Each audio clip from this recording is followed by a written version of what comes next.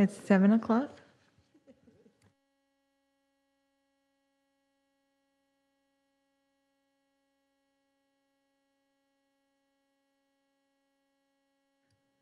Let me know when you want me to count you in.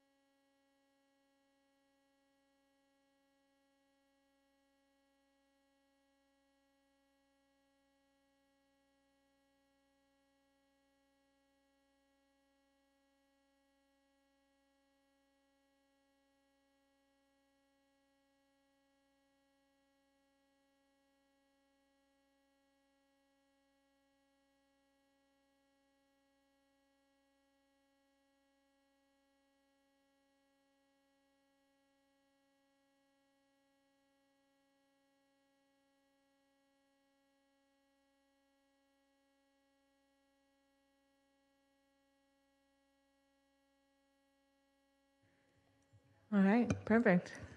Going live in 5, 4, 3, 2, 1. Good evening, everybody. Welcome to the September 26th, 2024 Rental Housing Committee regular meeting. The meeting is called to order at 7:01 p.m. and I will take a break before roll call attendance for an announcement. Thank you, Chair. A quick announcement. Vice Chair Ma is attending remotely pursuant to Government Code Section 54953 F2A1. For your information, the provision of this clause shall not be used by any member of the legislative body for more than 2 meetings per calendar year. Additionally, the Government Code requires individuals participating virtually to identify anyone over 18 in the room with them. Vice Chair Ma, is there anyone in the room with the 18 or over? My sister is in the next room, and she's over 18. Thank you. And due to our virtual attendee, we'll be taking roll call votes for votes and attendance tonight. Thank you.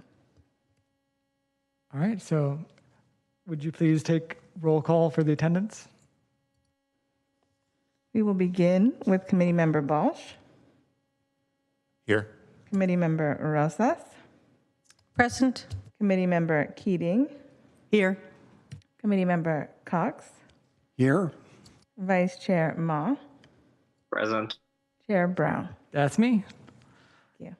All right. We'll now move on to the consent calendar. These items will be approved by one motion unless any member of the committee wishes to remove an item for discussion. The purpose of the consent calendar is for the committee to efficiently and quickly consider routine or administrative business items with one motion. Public comment will occur after the discussion. We invite you to submit a speaker card now if you would like to speak on this item during public comment. Would any member of the committee like to pull an item? Member Cox? Yes, I just wanted to register a comment on 3.2. Anyone else want to pull or comment? All right. So I now invite public comments. In-person public comments will be called first. Any member of the public wishing to provide a virtual comment on this item, please click the raise hand button on Zoom or press *9 on your phone. Staff will display a countdown timer on the screen.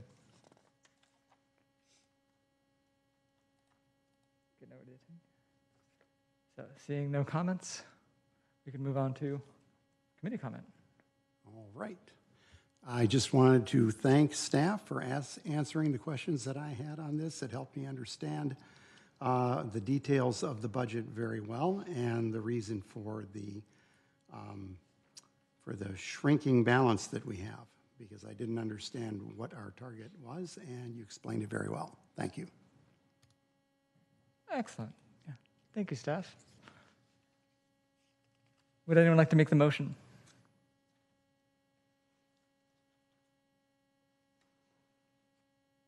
Are you trying to add yourself or remove yourself?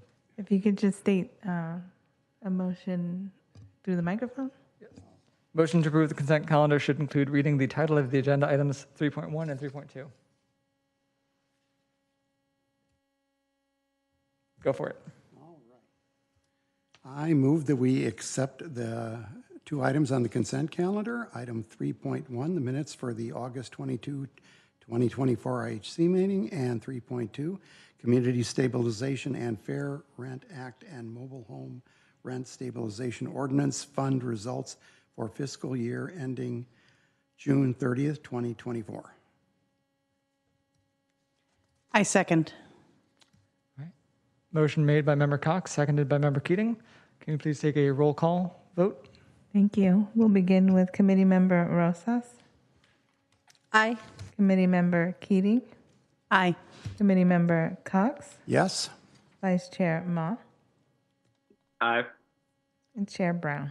Yes. Thank you. The motion passes unanimously. All right. We will now open the meeting for oral communication from the public.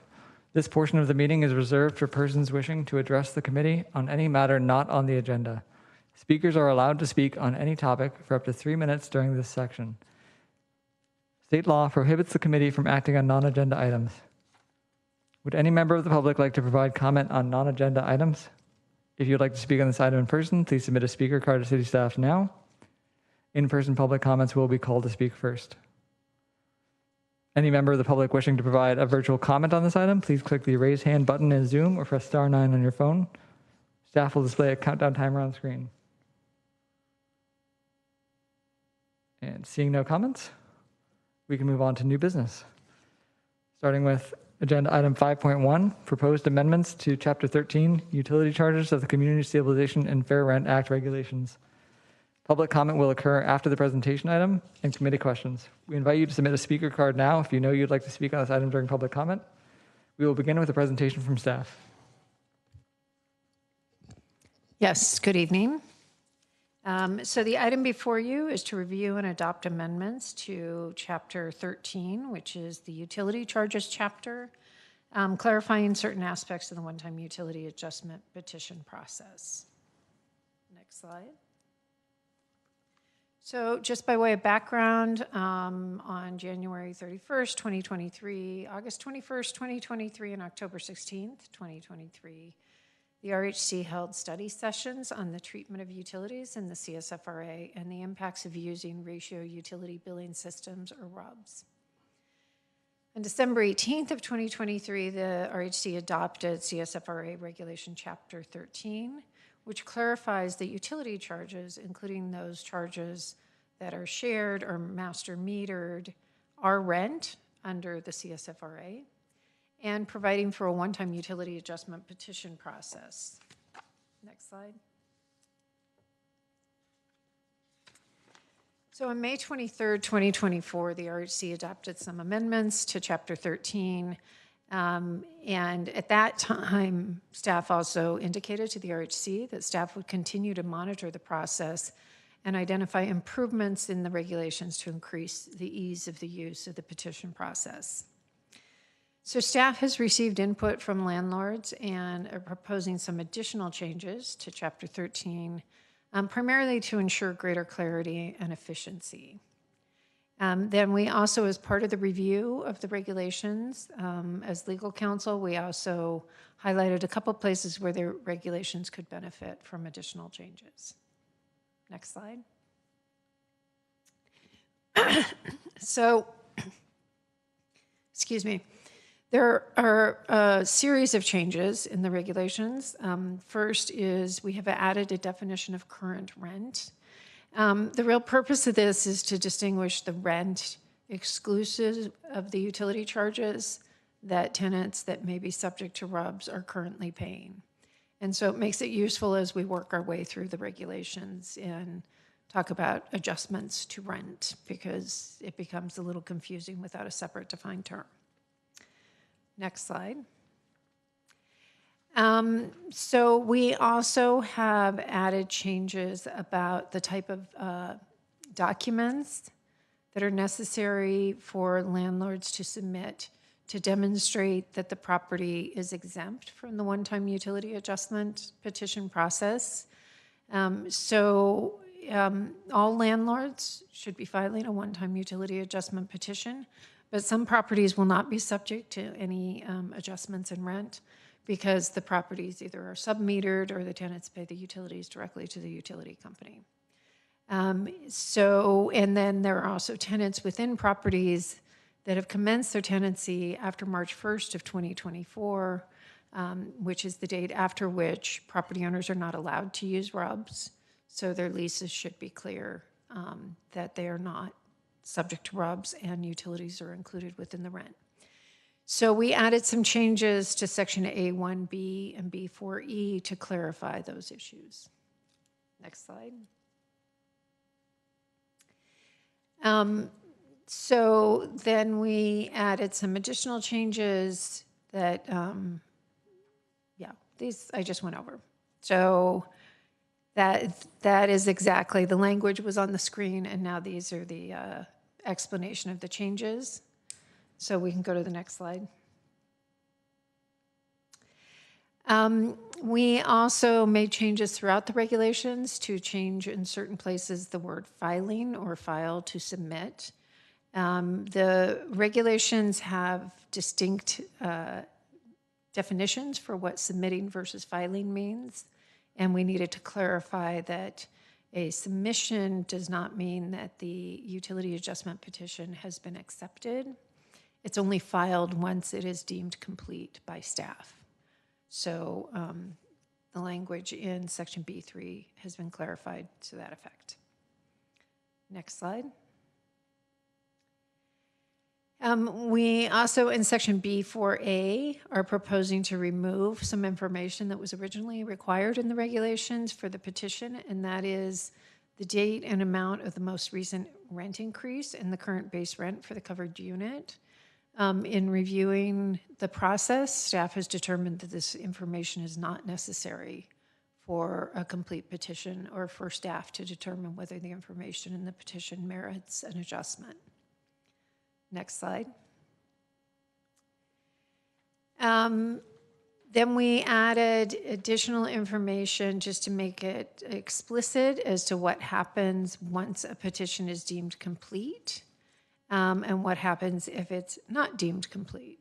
So we wanted to make it abundantly clear that if the application is deemed incomplete and the landlord fails to submit the requested additional information, then the landlord, within the time required, the landlord will forfeit their right to petition for the one-time utility adjustment. And the tenants and the landlord will receive a notice of noncompliance, and the tenants would be able to then file a petition for a downward adjustment of rent. So there's that. Yep, I think you can go to the next one. We also, this is the one I always have to read a little more carefully. We also put in a process to specify how it will be determined whether the one-time utility adjustment is an upward adjustment of rent or a downward adjustment of rent. So when staff is reviewing the petitions, they will determine the amount of the utility adjustment, but staff will not determine whether it's an upward or downward adjustment. That it will be a task for the landlord. So the changes to B15 set out how the landlord is to determine that. And then we added some additional language. I think you can go to the next slide. This is a really long section. This is probably where most of the changes are, as to how the changes get implemented and when. So the regulations were not as clear as they could have been as to the requirement for the landlord to actually implement the change and the timing both for a downward change and an upward change. And the timing is different for those two. A downward change can and must be implemented within 30 days of the landlord providing notice to the tenants that there's been a downward adjustment, whereas an upward adjustment can't be implemented until either 12 months after the last rent increase or 12 months after the tenant's lease has commenced. So because we can only have one rent increase in a 12-month period. So there's a lot of language in that section, but that's the main gist of the language. Next slide. And then we also wanted to make it clear in B17 that the landlord has to complete the entire one-time utility adjustment petition to be protected from liability for prior overpayment. So this was just trying to address what might potentially have been some ambiguity. So for instance, as I said, if the landlord files the petition, but it's not complete, and then they don't respond, that would potentially result in the tenants being able to file a petition for a downward adjustment. One second. So if they submit a petition, but it's not deemed complete? If they submit a petition and staff deems it incomplete and requests additional information. Then it's not considered filed, right? Pardon? It's not filed if It's not filed until it's complete. So if they submit a petition, and it's not deemed complete, and they don't provide the additional information within 15 days, then they're potentially subject to liability for a downward adjustment. So the language in B17 is just designed to clarify that. Next slide. And then we clarified some language in B18. I mean, you may recall, as part of the initial regulations, we made it clear that staff would not be accepting downward adjustment petitions from tenants related to utility adjustments during the period while we were implementing these regulations. But the language wasn't as clear as it could have been. The language was intended to make clear that we would not proceed with petitions that were filed after December 18th, and that those petitions had to be decided by March of 2024. So we've clarified that language in B18. Next slide. And then I think this is the final section. The staff is recommending inclusion of language that would allow staff to make minor amendments and clarifications to the process as they proceed to implementation. So as we're working through the issues with these petitions, as you've just noted with all of these changes, we are finding that there are more efficient ways to complete this process. And it would not be efficient to have to wait for your next meeting always to make those changes. So these would be minor changes. They would not be substantive changes for the most part, but they might be changes that would change time for submission or documentation that's necessary for the petition to either be deemed complete or for staff to determine that the petition is accurate. Next slide. So as I said, these are all designed to make the process a little more efficient and to clarify some questions that have come up, and hopefully will not have any impact on the budget because they should be increasing efficiency and reducing costs. Next slide. So our recommendation is that the RHC approve the proposed changes. And I'm happy to answer any questions. And I suspect you will get a few. Member Balch. Yes, thank you. Just a question about the minor change delegation. If a landlord or a tenant had an opinion that the change was not minor, would we be open to any liability in terms of them being able to filing some sort of a legal or administrative process to challenge what was done since it wasn't voted on by the committee? Theoretically, yes. Somebody could challenge the staff decision as being ineffective because staff doesn't have that authority. But with the language and the regulations, you are delegating some authority to staff. So It would be a difficult challenge unless it was, a substantive change to the effect of, we're not going to accept one-time utility adjustment petitions from this subset of property owners. So another, it would have to Something be like something that really, would really be egregious. significant, yeah. Okay. Yeah. Member Cox? Yes, I just wanted to understand, clarification on some of the dates. So the last time to have, in terms of the petitions, that would have had to do with a downward adjustment of rents based on the fact that the utilities weren't included in the rent.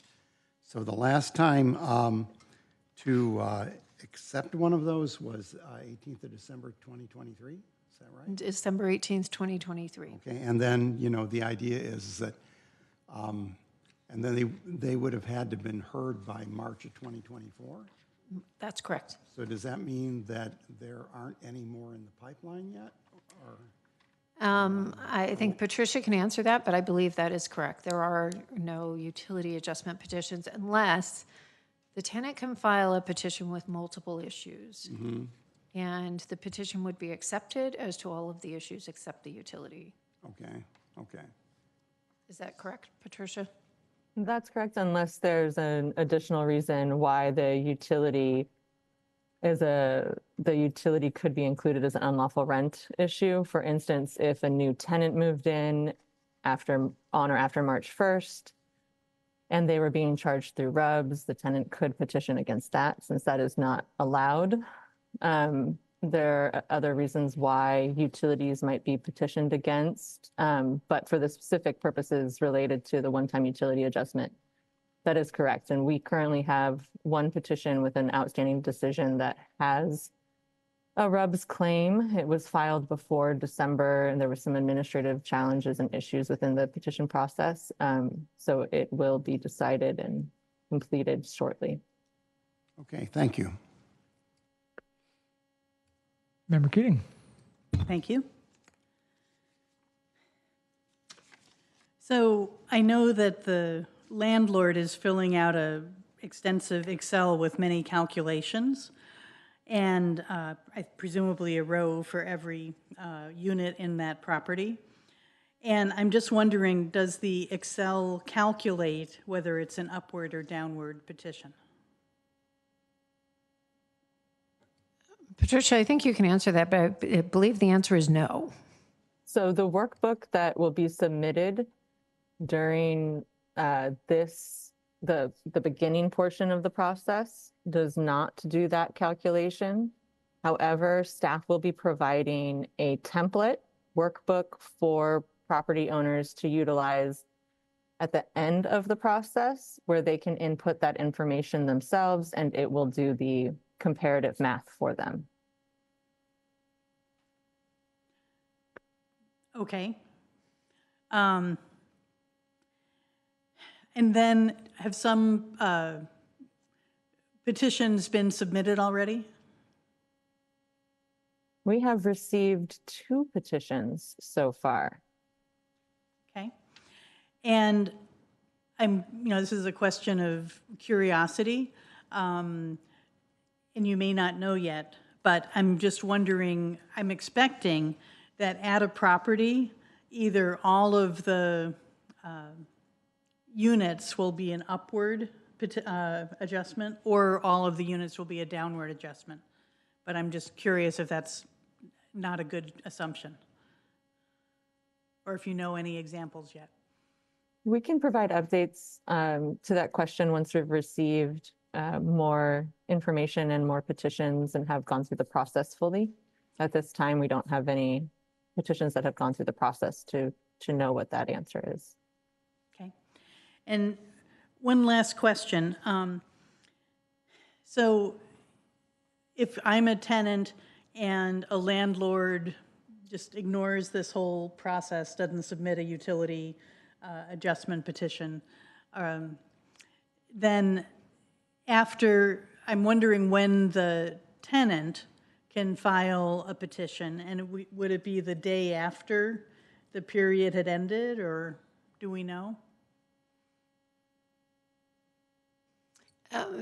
Yes, so if we've gone through the time periods for submitting and filing petitions, and the property owner has not done so, then the tenant could file a downward adjustment petition after that block of time, because we have different time periods for different types of properties, as you know. So once that time period has expired without a petition, the tenant could file a downward adjustment. So then that tenant is probably still receiving RUBS bills.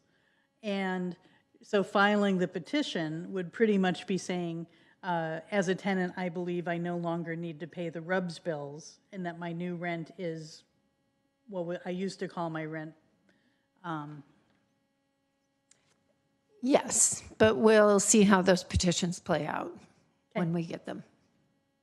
Thank you. I'll take one turn. Is it feasible to get reports as consent items in the future meetings of changes that were made by staff in between our meetings? Yeah, I think that would make sense. All right. Member Balch? Yeah, I had a follow-up question based on Councilmember Member Keating's question. And you may have already told us this at some point, so if so, I apologize for the repetition. Why does the process not tell the landlord exactly whether it's an upward or downward, and why is it left to the landlord to figure that out? So whether it's an upward or a downward adjustment depends on what the tenant paid for the RUBS utilities over the prior period before the petition was granted. And that amount varies. It's not the same amount typically every month. So what that requires is for the landlord to make a determination of what the average monthly utility payments were, and then compare that to the adjustment granted in the petition. And the petition process does not require submitting that average RUBS payment over the previous period, is that right? It doesn't require it to be submitted for each individual unit. Oh, because it could be the property-wide.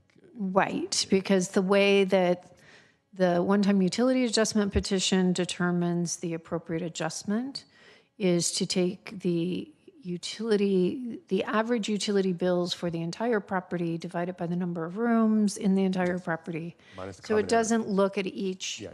tenant's actual payments. I remember now, thank you. Yeah.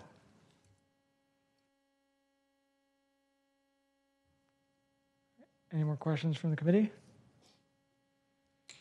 And it is time to move on to public comment. If you would like to speak, now would be the time to raise your hand. Press star 9 on your phone. All right, let's start with Anil.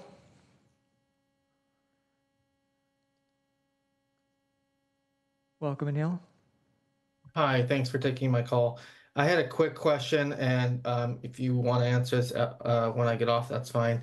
I wanted to, in reference to recommendation number 7, you said that the petition is not considered complete unless, or the petition is not considered filed unless it's complete, and that if there's any missing information, they have 15 days to respond. I wasn't clear if that was 15 business days or calendar days, and if it's 15 calendar days, I would suggest either making it 15 business days or 30 calendar days, just because some properties may have missed the same information application-wide because they weren't aware of some part of it, since this is a new process for many. So I feel like 15 calendar days would be quite short, and if you could consider extending it to a little bit longer, just to make sure that everyone has a requisite number of time to complete the application and get the information that's missing in. That's all. All right, thank you, Anil. Any more comments from the public? Then we'll bring it back to committee for deliberation. Member Cox. Okay, well, first of all, I want to say thank you to staff for what I read in the staff report. In particular, I like the idea, I was a little, okay, I'll start over again. Okay, I wanted to thank staff for the clarifications that were in the staff report. In particular, the calculation of the actual utility charges without the example would have made my head spin, but the example made all the difference in terms of my understanding it. So please, I sending kudos there and a request for that to continue in appropriate circumstances. Also for the clarification between submit and file, because it's much easier for somebody who's trying to get documents in to know he's submitted him, but he can't determine ahead of time whether or not he's done everything right. So I think that was a good thing to do too. And moreover, I'm really happy to hear that, the uncertainty that's been holding over us with the petitions for downward adjustment of rent based on utilities not being included in rent is mostly in the rear view mirror, and that there's only one more of these left. Because I think that was kind of a risky thing, and I'm glad it came to a successful conclusion. I had put out the question about what is minor, and I'll give you a little background on why that's important to me, and that's just that the first issue before the city that I was involved in was a development issue, and it turned out at the end that this was a new apartment complex, and we had found that, much to our surprise, that even though it was never covered in any of the hearings, that there was going to be a rooftop deck, and there was no, and there was for music could be played up there, and there was no talk about how many hours it would be or when or that kind of thing. Okay, and so, when we went to the staff person about this, and he was actually the zoning administrator, we asked him, well, why is it that this was not brought up at the hearing? And he said, I thought it was a minor issue, and so I could approve it administratively. Well, none of us that were within a block of the place thought that that was a minor issue, okay? Because, it really would affect things. And, to his credit, he did go back and he did talk through this issue with us and meet with the developer, and we were able to resolve it. But I was just trying to get a sense of what you thought minor meant. And having listened to what you have said, I'm pretty happy that I can agree with you on that's minor. And I really like the suggestion that the chair made about, letting us know in between meetings, about those, because it's just prudent. So anyway, so I'm happy with what you've written. I do think a clarification of making it 15 business days would be a good thing, because it's 3 solid calendar weeks, and so there's no problem about things falling on holidays and all this kind of thing. So I would make that amendment, and I would even I'm happy to hear what other people want to say, but I could make the motion, except that when I press on this thing here, it says that the document to read it is not there. So maybe, is it coming back? Let me just check. Is there? No, not that one. I want the second one. Sorry for the delay, everybody here. No, it says the record is currently unavailable. So if somebody else has got it, they can read it, but I've said what I have to say. Thanks. Okay, well, if you're not going to make the motion, then Member Balch? I don't know, can they show me the language I need to read? Is that possible?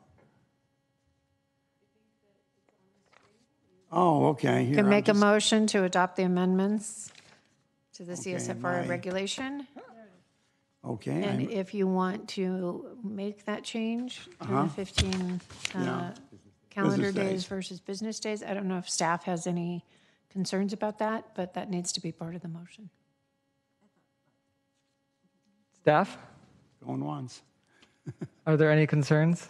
I'm sorry, is that an amendment? Staff is comfortable with that amendment, is comfortable with that amendment. We could make the initial motion and then move to amend the motion, or we could roll it into one motion. You can make it as part of your motion. Okay. To adopt the amendments to Chapter 13, subject to revising section. I will get it for you. Maybe not. 'Cause I should have printed more out. I think it's B.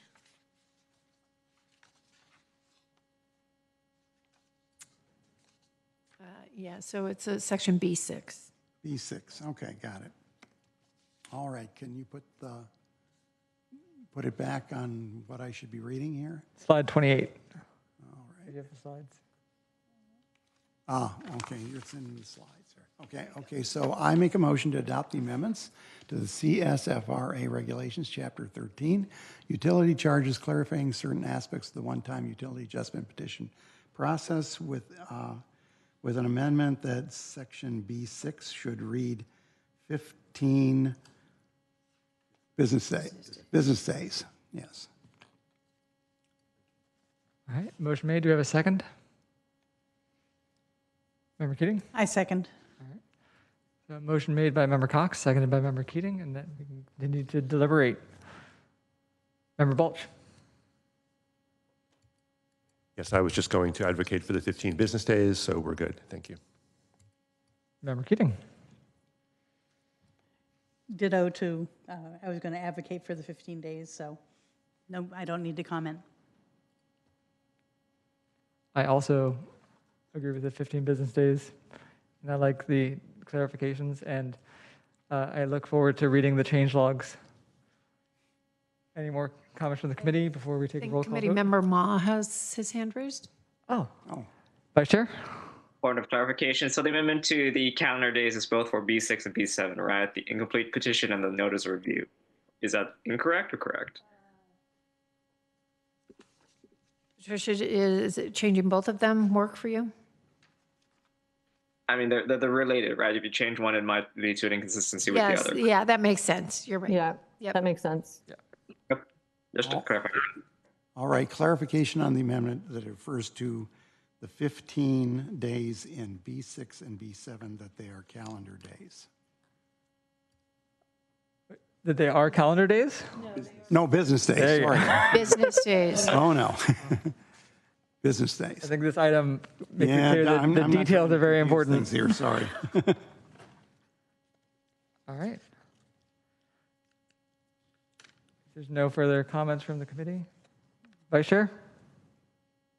Your hand's still raised? No? Okay. Then can we please take a roll call vote? Thank you. We'll begin with Committee Member Rosas, Aye. Committee Member Keating, Yes.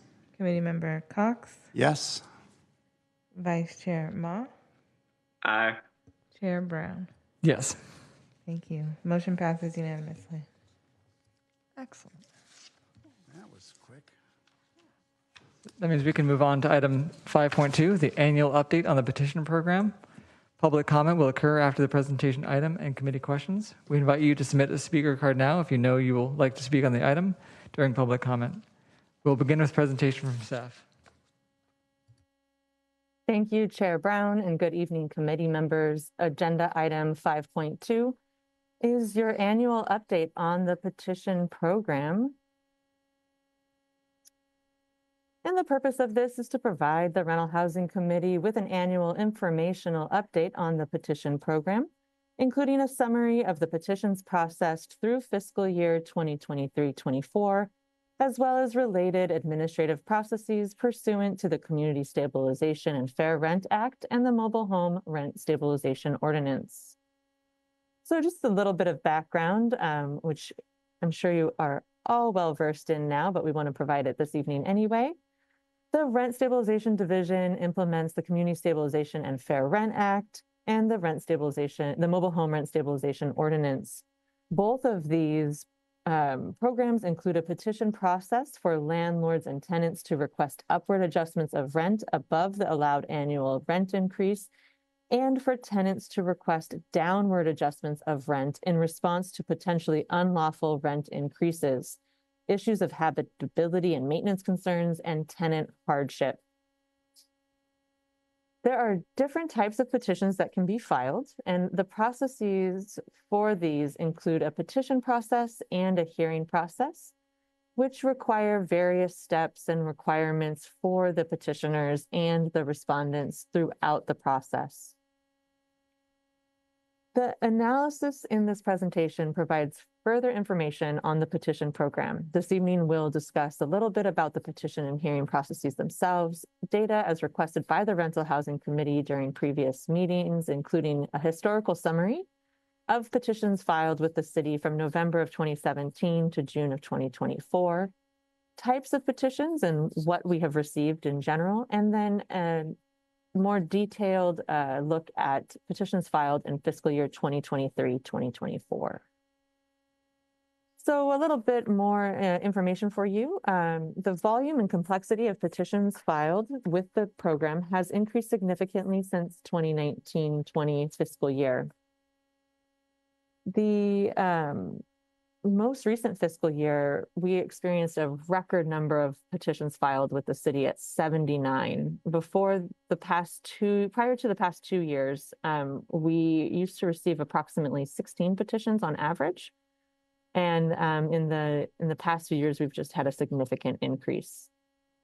Tenants are the primary filer of petitions, and the primary types of petitions filed by tenants are unlawful rent petitions and habitability and reduction in housing services petitions. We've also seen a significant increase in petitions filed for units with 2 or more issues. So this means that units are filing for situations where they have an unlawful rent claim and a habitability issue, or an unlawful rent claim and a maintenance issue.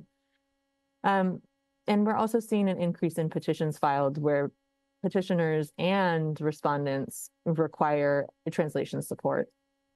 This has contributed to the increasing complexity of the petitions, the time it takes for hearing officers to decide petitions, and the time needed for the staff to process petitions.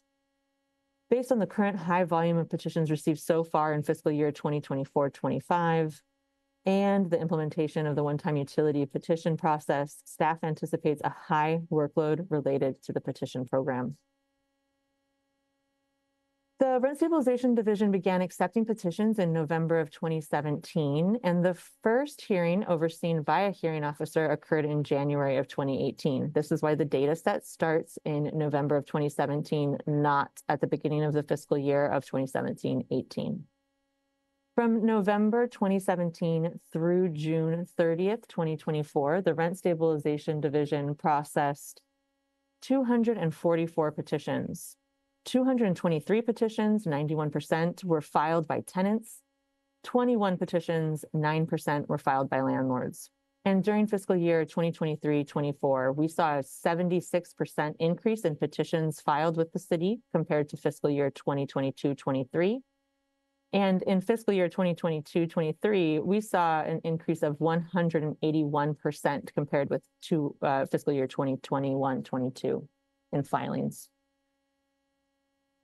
And this is an overview of those petitions filed by landlords and tenants. You see we had the most number of MNOI landlord petitions, so those maintenance of net operating income petitions filed in our first year with 13 petitions. And then we had actually 1 filed this past year. So we still see them occasionally.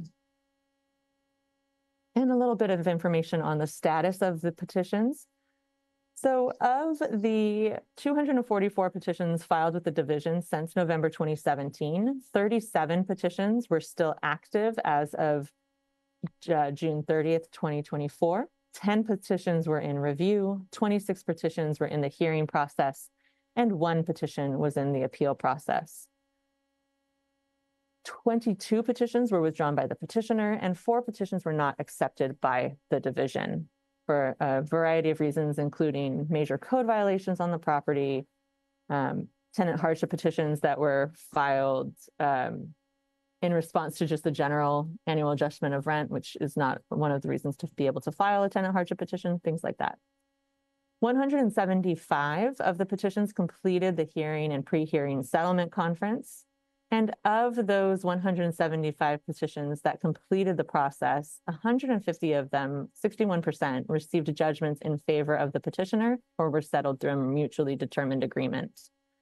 Of the 175 petitions with final outcomes settled, decided, and those outcomes are settled, decided by a hearing or decided on appeal, the average time from acceptance to final outcome is 87 days.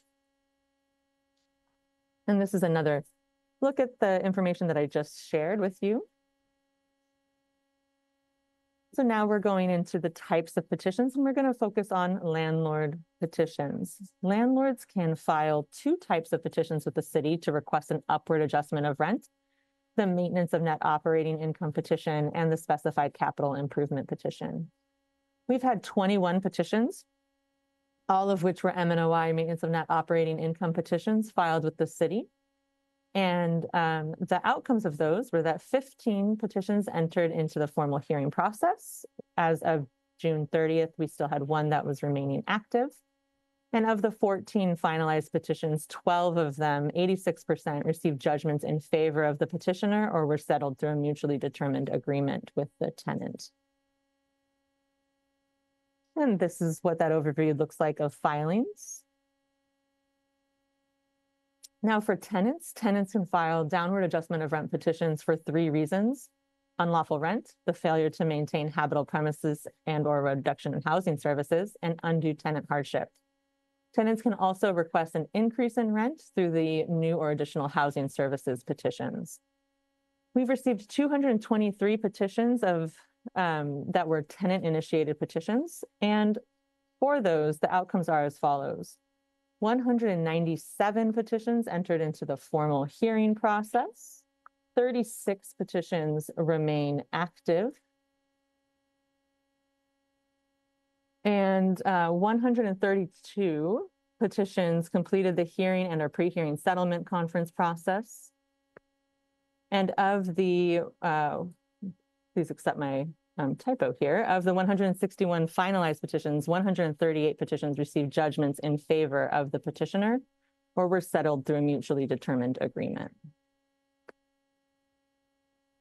So this is what the overview looks like here for petitions received. We've received 92 unlawful rent petitions, 53 undue hardship petitions, 73 habitability and or reduction in housing services petitions, and 2 new or additional housing services petitions.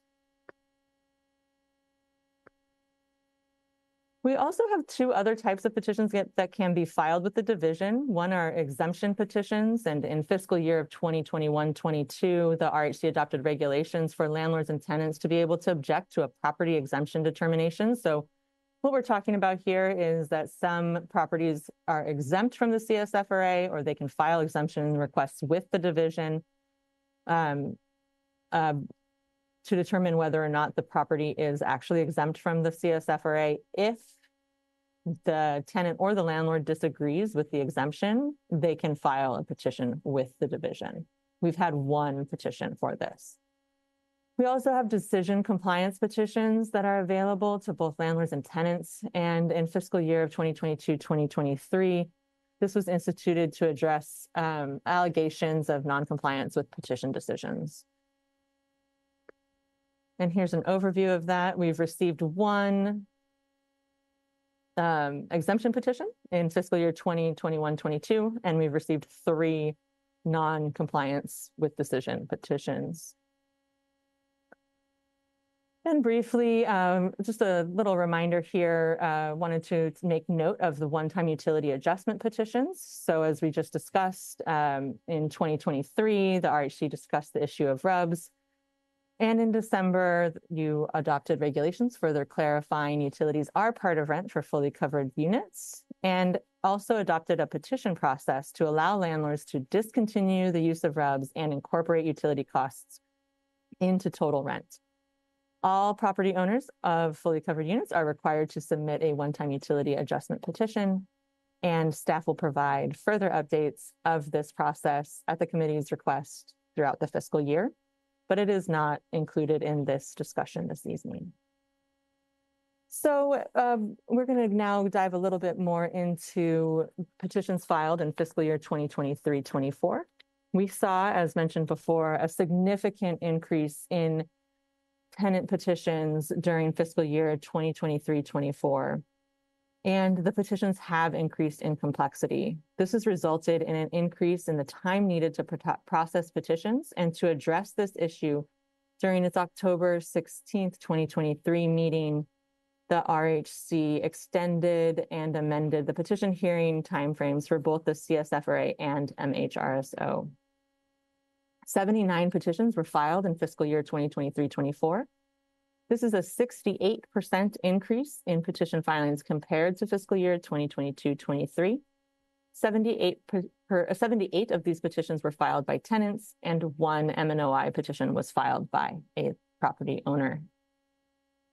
And here's the breakdown of that. We received 35 unlawful rent petitions, 29 habitability and housing service petitions, 9 undue hardship petitions, 2 new or additional housing services petitions, 1 M&OI petition, and 3 compliance petitions. As of June 30th, 2024, out of the 79 petitions filed in the fiscal year, 37 petitions, 47%, were still active. 10 petitions were in review, 26 petitions were in the hearing process, 1 petition was in the appeal process, 5 petitions were withdrawn by the petitioner, and 1 petition was not accepted. 36 petitions were completed, which means they went through the whole process, and 3 petitions had been appealed to the RHC of those completed petitions, which is 8%. For those outcomes, 36 petitions, 46% had completed the hearing or pre-hearing settlement conference process. 14 petitions were settled or conciliated. 19 petitions were decided by hearing, and 3 petitions, as I mentioned just a moment ago, were decided after appeal to the RHC. Of the 36 petitions, 32, which is 89%, received judgments in favor of the petitioner or were settled through a mutually determined agreement. And here's what that looks like in our graphical overview.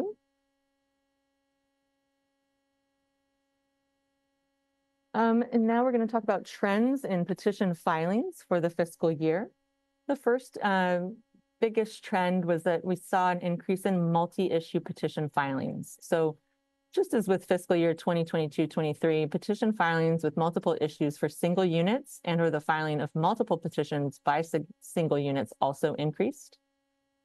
Multiple units filed both unlawful rent and failure to maintain habitable property petitions, which are often containing interrelated issues. And this caused an increase in the complexity of the process and required additional time to analyze and make a determination on the petition.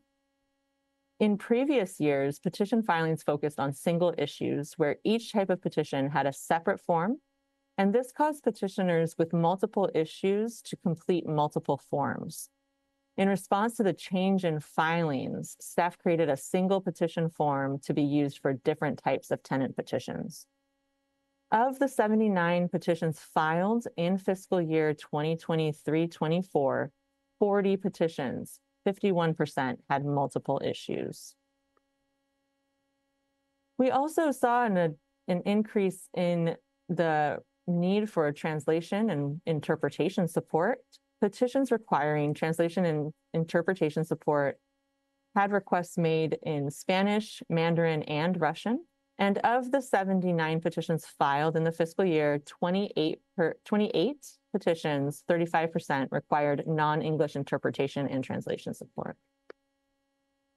And here's what this looks like broken down by both the type of trend and fiscal year over the past few years where we saw an increase in petition filings.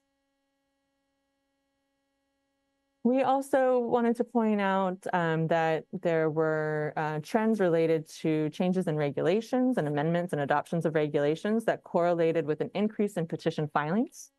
In July of 2022, the RHC adopted regulations to clarify the definition of base rent includes concessions provided in the initial term of tenancy. And as a result, tenants can file unlawful rent petitions related to concessions received in their initial term of tenancy to recalculate the base rent. And at its September 25th, 2023 meeting, the Rental Housing Committee adopted regulations clarifying requirements for properties to maintain substantial compliance with the CSFRA and the MHRSO. And this provided enforcement mechanisms to maximize compliance, including the ability for staff to send letters of potential issues of substantial noncompliance to both the property owner and the tenant after a certain time period. Those letters to tenants and to property owners resulted in a trend correlation with filings of petitions, which we can see here. So these are trends in unlawful rent petitions regarding concessions or substantial compliance issues.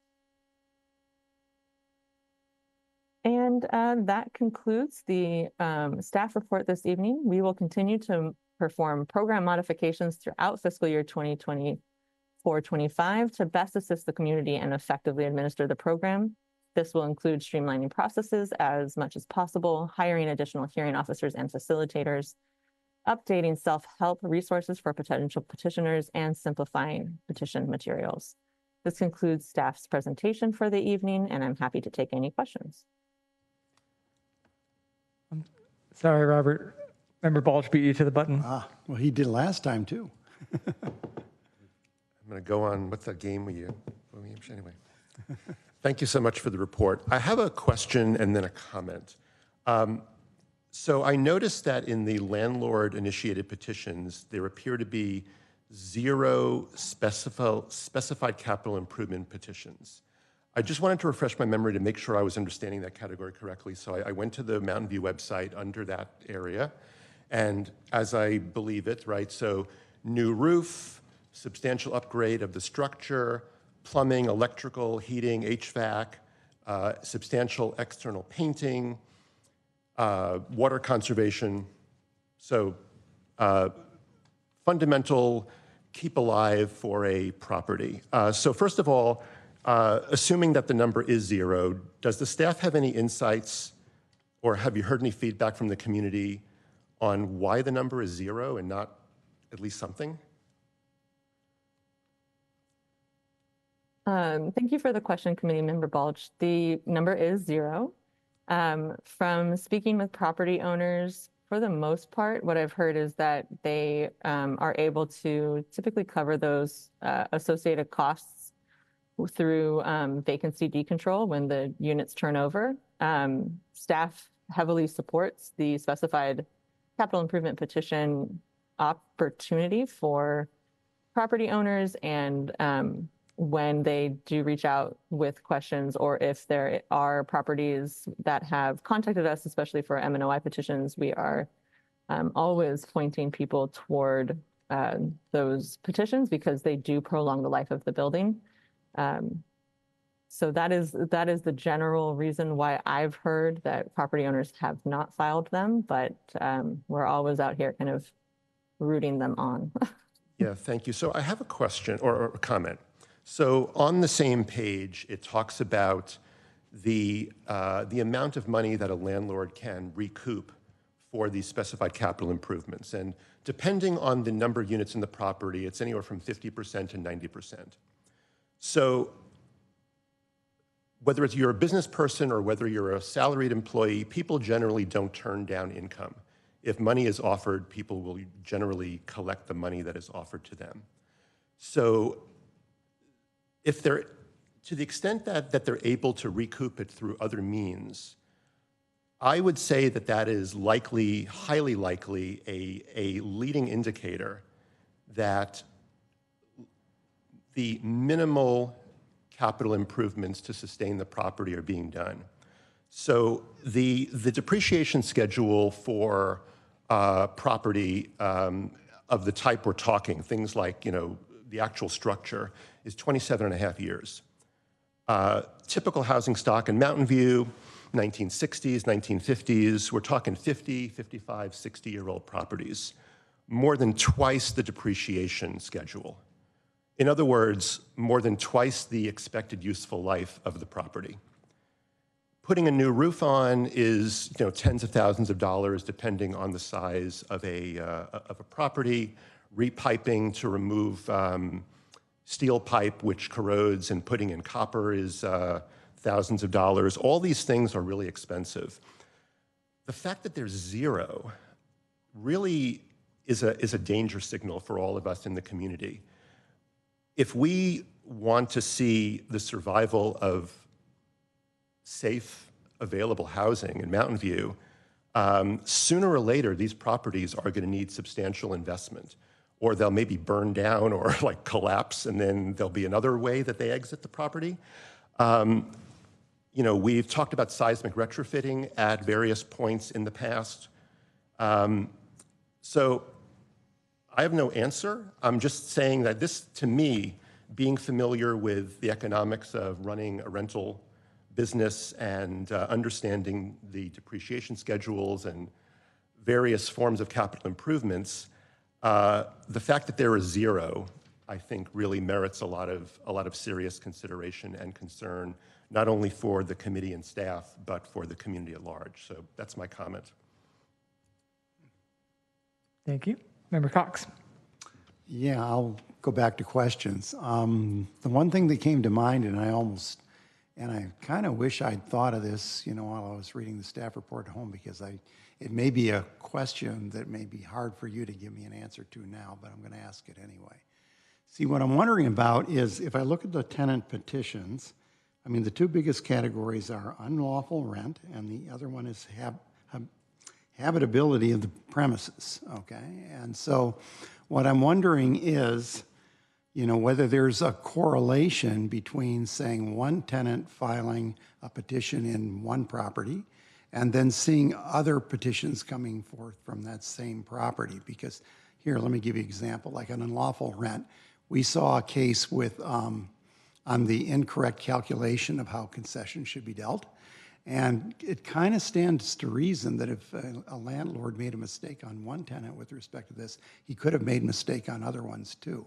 And so, and another example, habitability of premises, when we were talking about the case that came to us on appeal, which ran into the tens of thousands of dollars. There were multiple issues there that affected not only that tenant himself, but, many tenants on the property. And so they could have had a similar grievance. And so my question back to you is, have you guys noticed that other tenants end up coming to file on these things when they hear about one case? And is the word really getting out?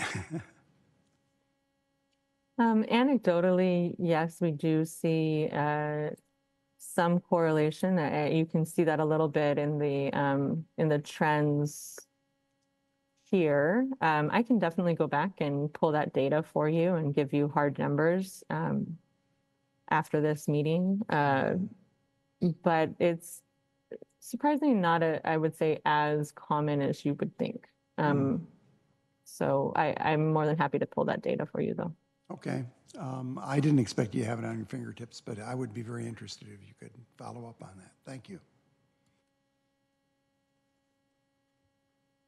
Member Rosas. So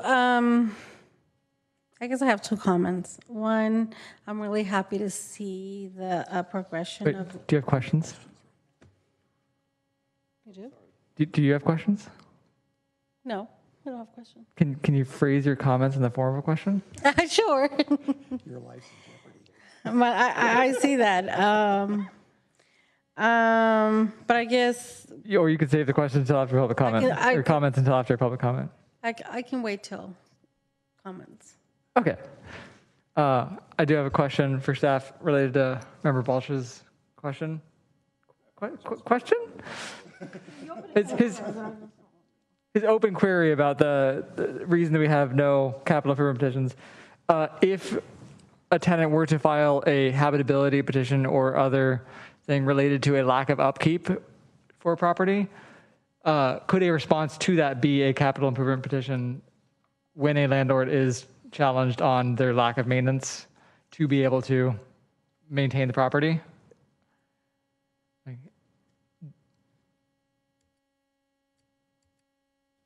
Are we waiting for me? Yes, maybe. So first of all, it has to be a capital improvement, not just maintenance. Secondly, a capital improvement petition, the property owner cannot recover for costs that could have been avoided by making the improvements in a timely manner.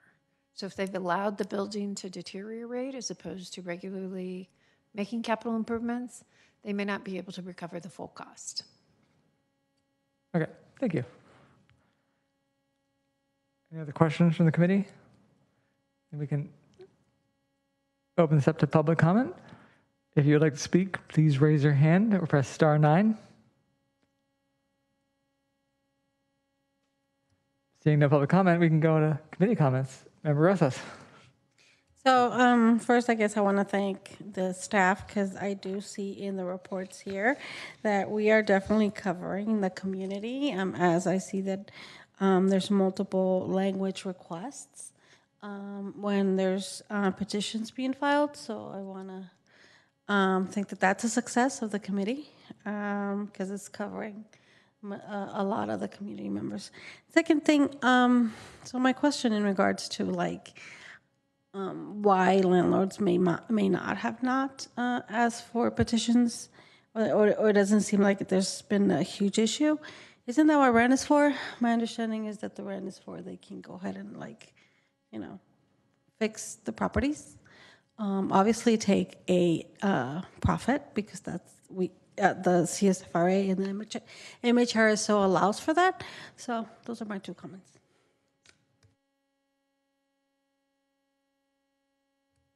Member Cox. Yes. So anyway, I want to thank, first of all, staff, for putting together a really good summary of how this is all going. And it's replete with lots of very interesting and important data. And so looking at this from a high level, I think, one thing comes to mind, I have some concern, right, about the increase in the petitions, but the real question isn't that, is it a bad thing that they're increasing, but why, okay? And, the first thing is that I've heard from some people, they raise the issue, well, have you looked into the idea of whether these are nuisance petitions? And, I think the best judge of that is looking at how, and I thank staff for the information, is how many of them, end up are decided in favor of the petitioner or settled, which means that those are cases where something useful was done, okay? And so, we see numbers here like in going from the 60s to 80% of this. And so I think the concern about, this being a nuisance process is one that's not founded based on the data. And so I think it's proceeding correctly. And I want to also say thank you for the idea of allowing a single petition form for multiple complaints, because I think that there's a different kind of correlation going on there, that, we've seen cases come on appeal where there's a question about maybe just not putting the right attention into the most important things can lead to a particular landlord having multiple issues, like both on habitability and not correctly calculating the rent. So I'm glad that you've allowed for a way of dealing with that more efficiently, because when the petitions increase, dealing with it efficiently means that it can take less time than it would be if we didn't try to do things right. So I think it's a good thing that, for multiple reasons, that COVID's in the back window for us now. In particular, the whole thing with the rent concessions led to a lot of difficulty and confusion in calculating things. Not that if you read it carefully enough, you can't figure it out, but just that it's something a little bit out of the usual. And I was kind of surprised to see cases where, concessions were granted that weren't granted in the first month, and then somehow, it seemed to be there was confusion over the fact that they actually went against the base rent. So I think things will get better on that. We're seeing that the data shows it too. So I think that's a good thing too.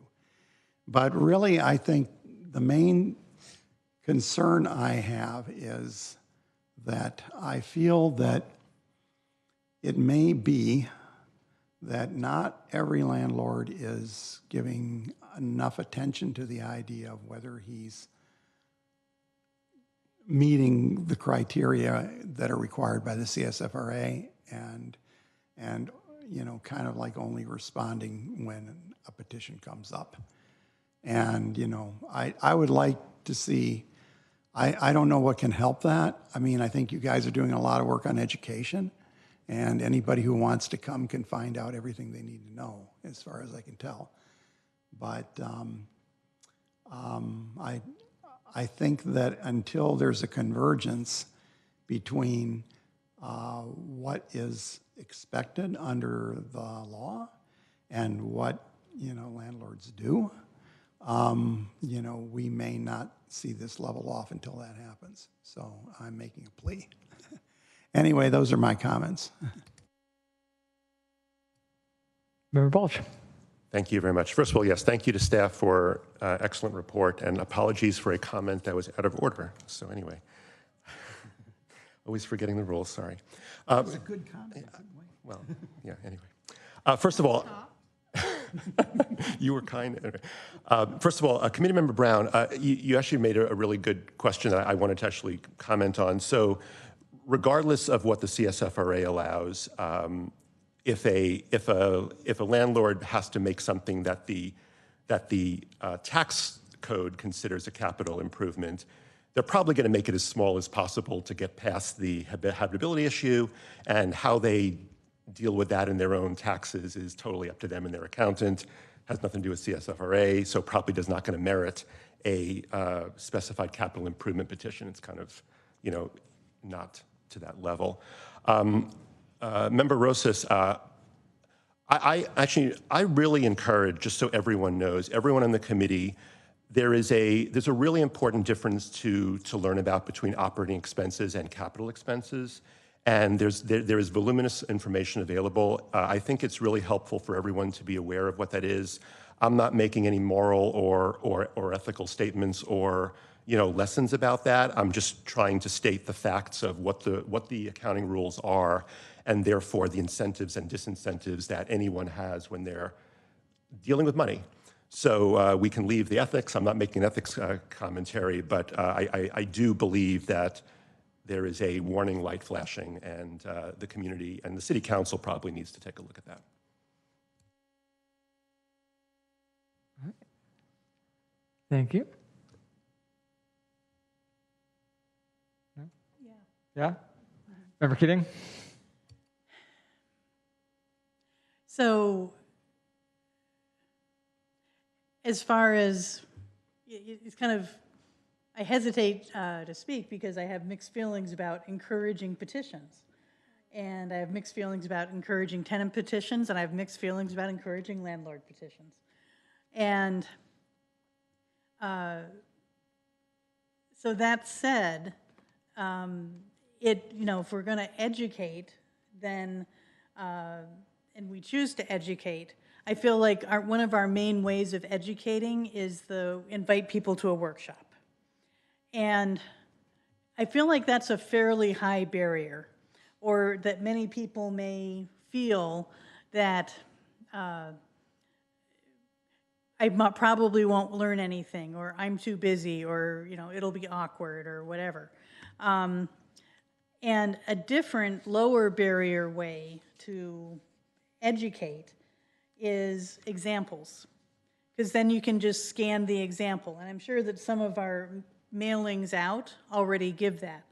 But, if there were, hypothetical or redacted stories told, or just, here and there when something gets picked up by the Post or the, another paper. But, if we are to, my ambiguity or my comfort level increases when we seek to educate both of our clients, our renters in Mountain View who are covered and our landlords who are covered. And I just feel like, for me, I may resist going to a class, but if you're telling me a story about what happened, I'm going to read the story.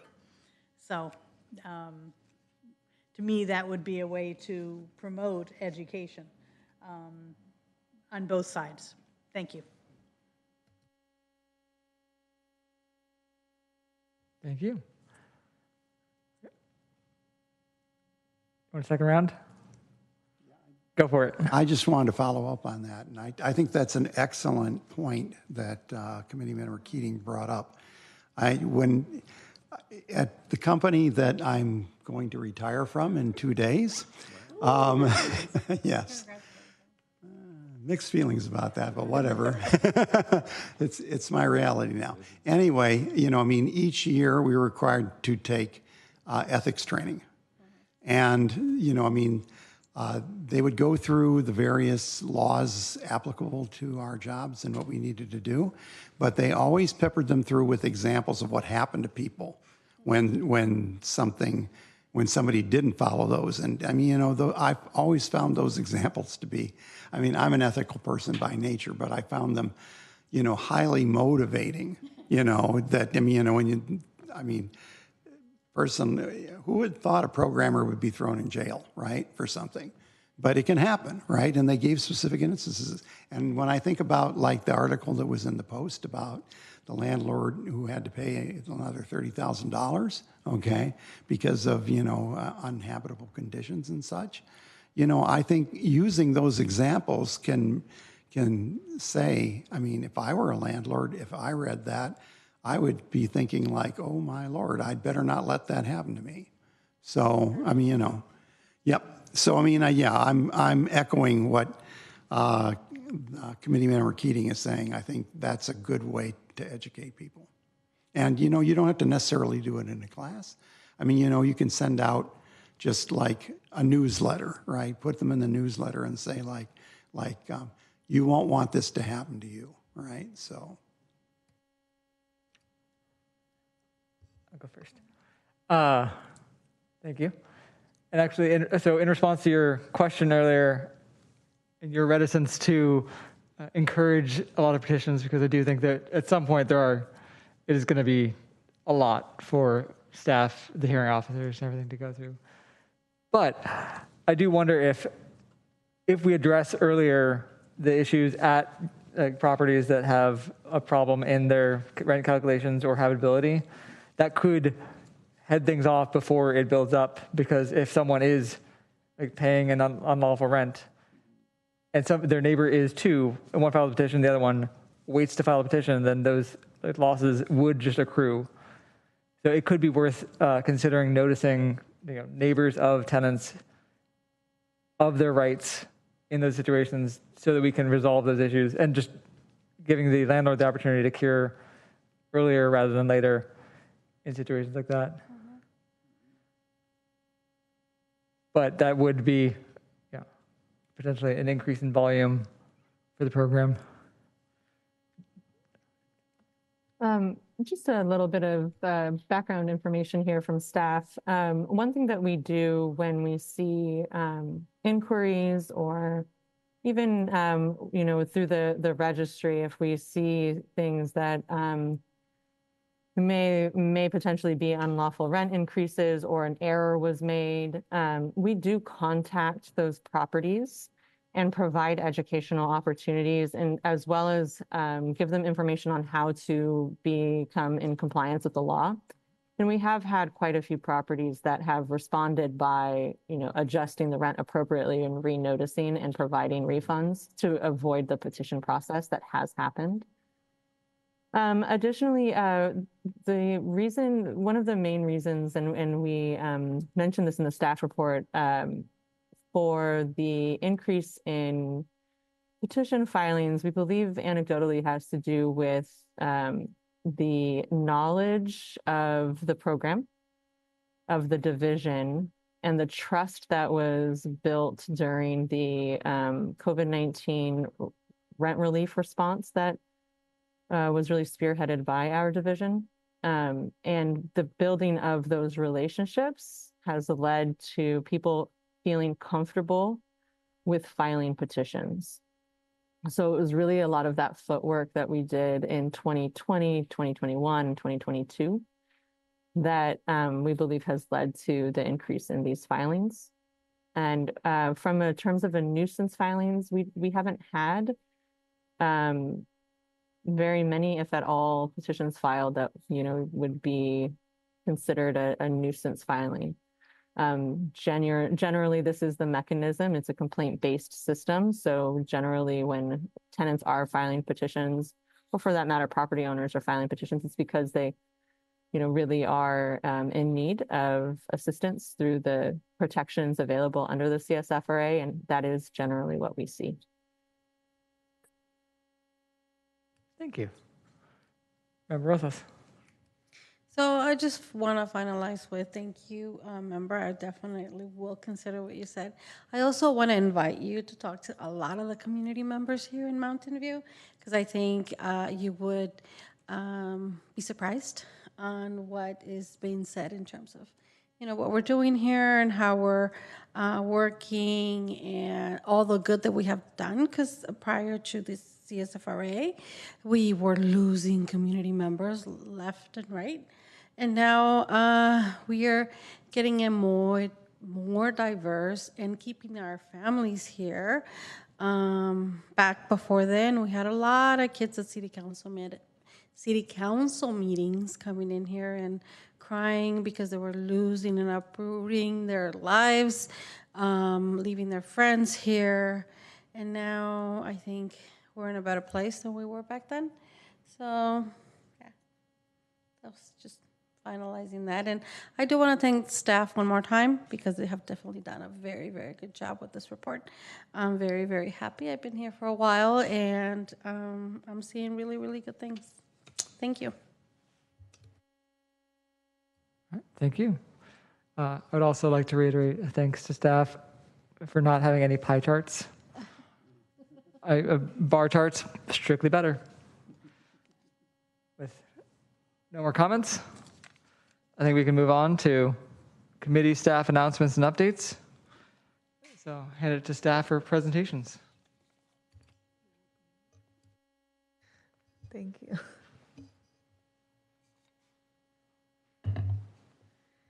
All right, moving on to agenda item 6.1, we'll look over upcoming workshops and Housing Help Center dates. So first, as I usually mention, we do have our virtual office hours that we continue to hold every single Thursday. Those are Zoom only, and they're open for anyone who needs one-on-one support. So that's 10 a.m. to noon on Tuesdays. And underneath that, you'll see our workshop schedule for October. It is very utility billing heavy. So our first workshop is October 3rd, which is landlord focused and virtual at 2 p.m. And we'll be focusing on submitting the utility adjustment petition. Following that is October 10th, a tenant focused hybrid workshop, virtual and at the community center. And that's going to be talking to tenants about transitioning into the utility billing process. And on October 17th, another workshop geared towards landlords about submitting the utility adjustment petition. And we continue to hold our housing help centers for landlords. And what's sort of new that we're doing now is we've expanded these hours. So during this month and at least next month, and probably we'll extend that as the need grows, we are holding these landlord help center hours every Thursday instead of just the first and third Thursdays. So that's both in person and virtually online from 1 to 3 p.m. Anyone can come and get help with their utility petition, but also with many other things. And then we are continuing to have our housing help centers for tenants. This is still the first and third Thursday of every month, and that is at our offices or online. And we have our staff there as well as our Multicultural Engagement Program staff, CSA, and a representative from CLESPA as well. Any questions about what's coming up? Thank you. Doesn't look like it. All right. We'll now move on to the expected future agenda items for RHC meetings. So we've got next month's planned, which is going to be reviewing the tenant relocation assistance ordinance, which is an item of our housing element. So looking forward to, I assume, Wayne presenting that. And then the last item is adjournment. So adjourning the meeting at 8:25. So see everyone October 24th at 7 p.m. for our next scheduled rental housing committee meeting. Thank you.